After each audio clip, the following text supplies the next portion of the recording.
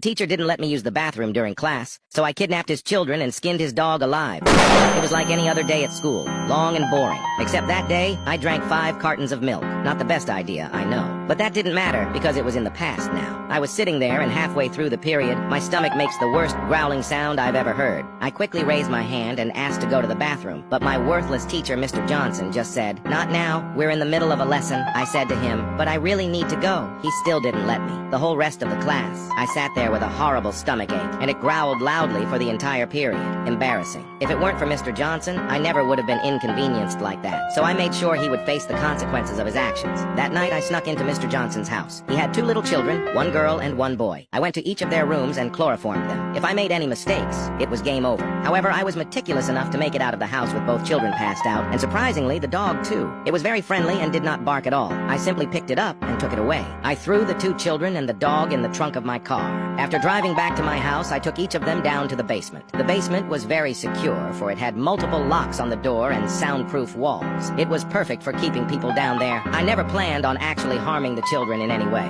I just wanted to make Mr. Johnson suffer. However, the dog was a different story. Mr. Johnson loved his dog, even more than his own children. It was old, and he'd had it for a while. I had the perfect idea. I was able to tranquilize the dog and place him on a medical table surrounded by various medical instruments. For hours, I worked to carefully peel away the dog's skin. I managed to cut it off all in one piece. The next day before school, I stuffed it in a box and mailed it to Mr. Johnson's address. I'm sure he wasn't very happy waking up that morning to see both his kids and dog missing. At school, I could tell he was visibly worried. His hands shook while grading papers. I walked up to his desk, leaned in close, and whispered in his ear, "Little Timmy, come back." That was his son's nickname. I thought it was hilarious. Mr. Johnson just closed his eyes and looked down. Then he sprang up at me. Luckily, I was fast enough to dodge him. I backed away and he started to run straight at me. Reacting quickly, I did the only sensible thing I could think to do. I pulled out my fully automatic M16 rifle, letting off an entire magazine into his face. He was unrecognizable, and being the most hated teacher in the school, students cheered. I was sent to court, but it was ruled self-defense. I guess he should have just let me use the bathroom lol.